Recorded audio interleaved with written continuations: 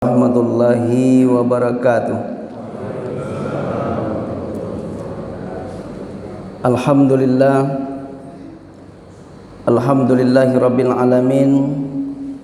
Wassalatu wassalamu ala asrafil anbiya'i wal mursalin wa ala alihi wa sahbihi ajma'in. Syukur kita ucapkan kehadirat Allah Subhanahu wa taala di subuh yang penuh berkah ini. Insyaallah Allah izinkan kita berkumpul bersama, tentunya dalam rangka majelis ilmu dan juga salat subuh berjamaah. Alhamdulillah pada pagi hari ini kita lihat Baitur Rahman semakin ramai, ya Bu Pak. Ini adalah salah satu tanda insyaallah masjidnya berkah. Jadi arti berkah itu adalah bertambah-tambah kebaikannya, bertambah ramainya, bertambah makmurnya, itu namanya berkah. Salawat dan salam keharibaan junjungan kita Rasulullah sallallahu alaihi wasallam. Mudah-mudahan kita mendapatkan syafaat di yaumil kiamah. Amin amin ya rabbal alamin. Semoga di momentum Muharram ini, peristiwa hijrahnya Rasulullah, semoga kita juga hijrah dari yang baik menuju yang lebih baik. Amin. Hijrah dari yang baik menuju yang lebih baik. Ini luar biasa. Baik Bapak Ibu jamaah yang mulia, pada pagi ini kita mengkaji Asmaul Husna urutan yang ke-7, yakninya Al-Muhaimin. Kata Al-Muhaimin berasal dari kata haimana yuhaiminu, sebagaimana yang dilihat di depan Bapak Ibu, artinya memelihara, menjaga, mengawasi, dan menjadi saksi terhadap sesuatu. Itu yang dimaksud Al-Muhaimin. Tapi bukan Muhaimin Iskandar ya Bu Pak, tapi Al-Muhaimin, Allah yang maha memelihara. Jadi kita ulang, Muhaimin itu ada beberapa pengertiannya, tapi hampir sama: memelihara, menjaga, mengawasi, dan menjadi saksi terhadap sesuatu. Jadi apapun yang dilakukan oleh makhluk di muka bumi ini, terutama manusia, pasti dipelihara oleh Allah, dan Allah menjadi saksi terhadap sesuatu. Jadi Bapak Ibu, kita tidak akan bisa lari dan tidak bisa luput dari pandangan Allah Subhanahu wa taala. Jadi maka dari itu kita yakini Allah yang maha memelihara. Kemudian Allah Subhanahu wa taala mengenalkan dirinya bahwa Dia adalah zat yang maha memelihara. Nah, hal ini tercantum dalam surah Al-Hasr ayat 23. Ini Bapak Ibu beberapa materi dari Asmaul Husna, rujukannya ini. Huwallahul ladzi la ilaha illahu. Dialah Allah, tiada Tuhan selain Dia, Raja yang maha suci. Al-Malikul Qudus itu Raja yang maha suci. Assalamul mu'minul al-muhaimin azizul jabbarul mutakabbir. Subhanallahi amma yusyrikun. Dialah Allah yang tiada Tuhan selain Dia, Raja yang maha suci, yang maha sejahtera, maha mengaruniakan keamanan, dan maha memelihara, dan juga maha menjaga segala sesuatu, maha perkasa, yang memiliki segala keagungan. Maha suci Allah dari apa yang mereka persekutukan. Jadi ketika ada orang yang menyekutukan Allah ataupun tidak melakukan perintah Allah, kita melihat subhanallah, walaupun orang tersebut tidak mensucikan Allah, kita tetap mensucikan Allah. Jadi maka dari itu, ketika kita melihat sebuah kemaksiatan, ya, yang pertama subhanallah, yang kedua na'udzubillah. Ini seiring. Di Bapak Ibu jamaah yang dimuliakan Allah Subhanahu wa taala, kita lanjut. Ini biar kita besarkan sedikit. Nah, Allah bukan hanya pencipta alam semesta, namun juga memeliharanya dari kehancuran dan kebinasaan. Pemeliharaan yang dilakukan oleh Allah tidak sama dengan pemeliharaan manusia, pasti berbeda. Kenapa? Karena pemeliharaan manusia sangat terbatas, sedangkan pemeliharaan Allah atas makhluknya bersifat tetap dan tiada terbatas. Inilah kemuliaan Allah Subhanahu wa taala. Coba kita lihat Bapak Ibu, Allah ciptakan langit tanpa bertiang, dijaga oleh Allah. Belum pernah kita mendengar bahwa di bumi sana, ya, di negara sana ada langitnya runtuh.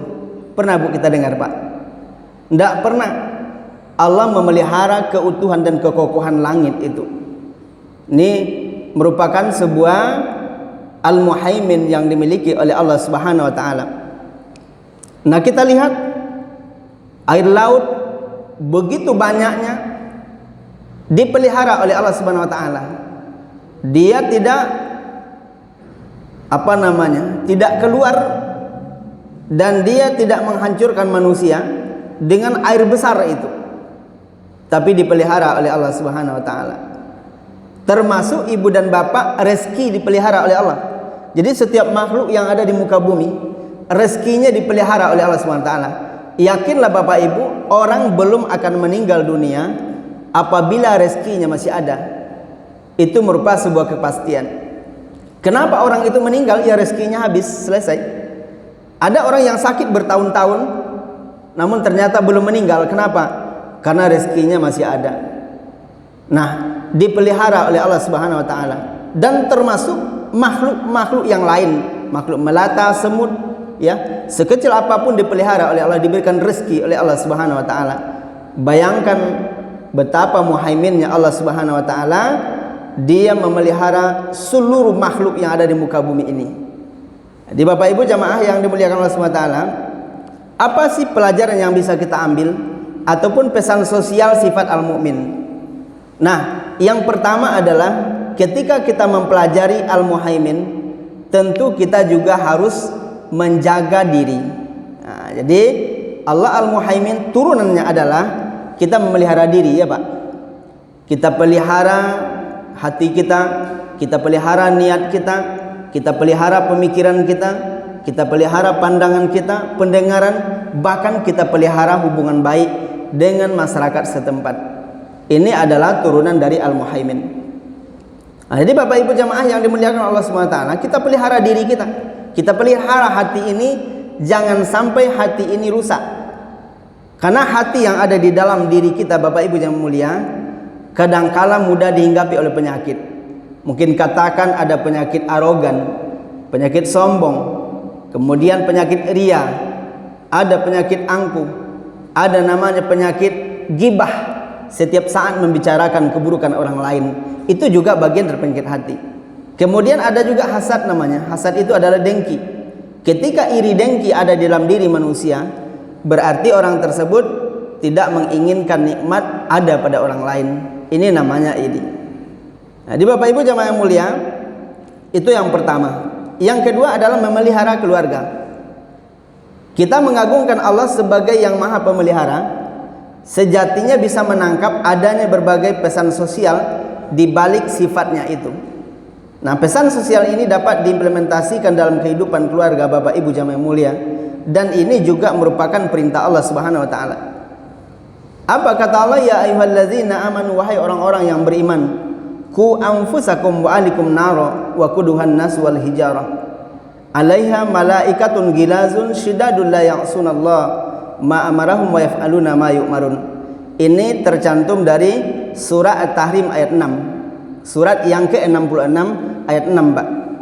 Apa kata Allah?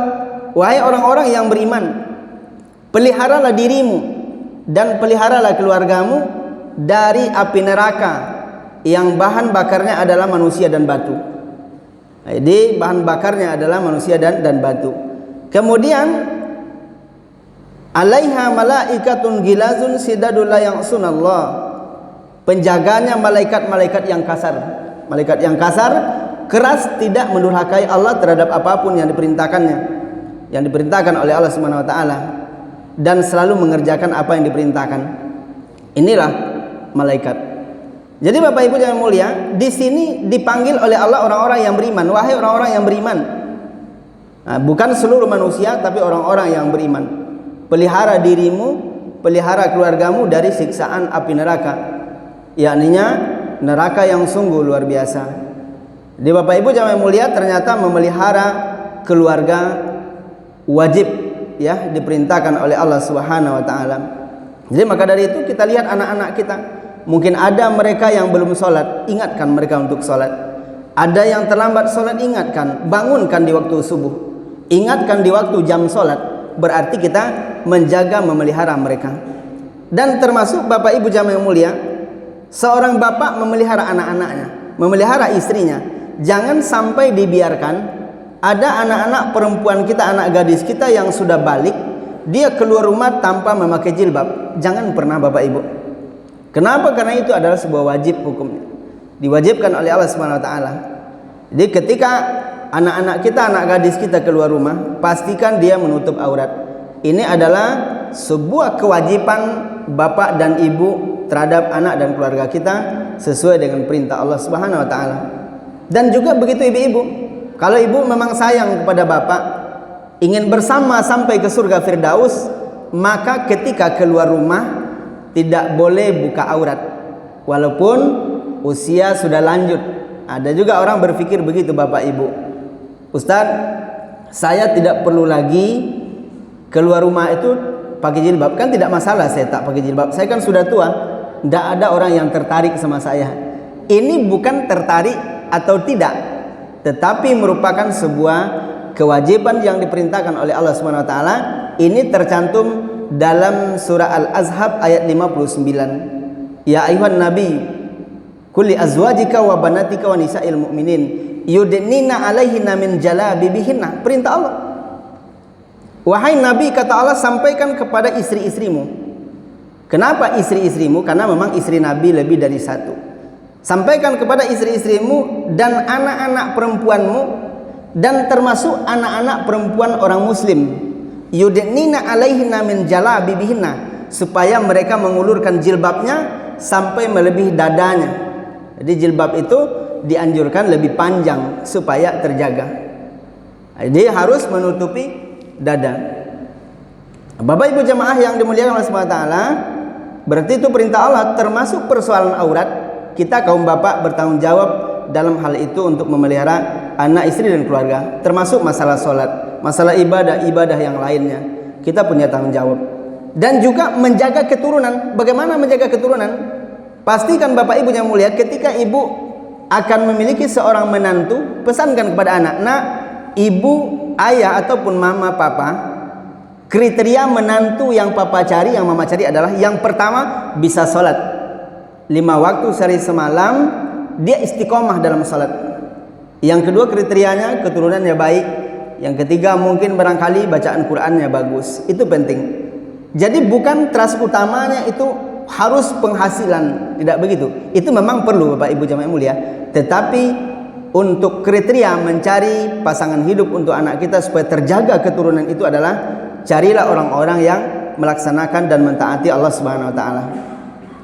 Di Bapak Ibu yang mulia, yang terakhir, memelihara kehidupan masyarakat.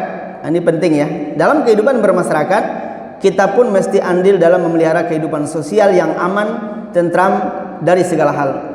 Apalagi musim pilkada misalnya, kita tetap harus menjaga, memelihara kehidupan harmonis di tengah-tengah masyarakat. Walaupun pilihan kita berbeda, ada yang milih si A, ada yang si B, si C. Tapi yang mesti kita jaga adalah jangan menjelekkan satu sama lain. Artinya apa?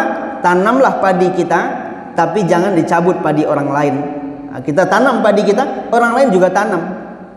Mereka sama-sama menanam. Mana yang tumbuh nanti, mana tumbuhnya yang lebih subur, itulah dianugerahkan oleh Allah Subhanahu wa taala. Jadi maka dari itu mesti kita jaga, kita pelihara kehidupan harmonis di tengah-tengah masyarakat. Ini paling penting Bapak Ibu yang mulia. Sekali lagi, jangan kita menjelekkan satu sama lain, karena ketika kita menjelekkan orang lain, belum tentu yang kita dukung itu lebih baik dari orang yang kita jelekkan. Ini berkaitan dengan pilkada misalnya, supaya kehidupan di tengah-tengah masyarakat tetap terjaga. Nah, inilah Bapak Ibu yang mulia materi kajian kita di Asmaul Husna Al-Muhaimin. Memelihara diri dari apa saja, termasuk memelihara ibadah. Harus ini Bapak Ibu yang mulia. Yang kedua adalah memelihara keluarga. Yang ketiga adalah memelihara kehidupan bermasyarakat. Mudah-mudahan bermanfaat Bapak Ibu yang mulia. Mungkin sedikit agak panjang ya, tapi ini materi wajib kita sampaikan. Kira-kira sampai di sini Bapak Ibu yang mulia, ada yang perlu kita diskusikan? Jika tidak, kita cukupkan sampai di sini.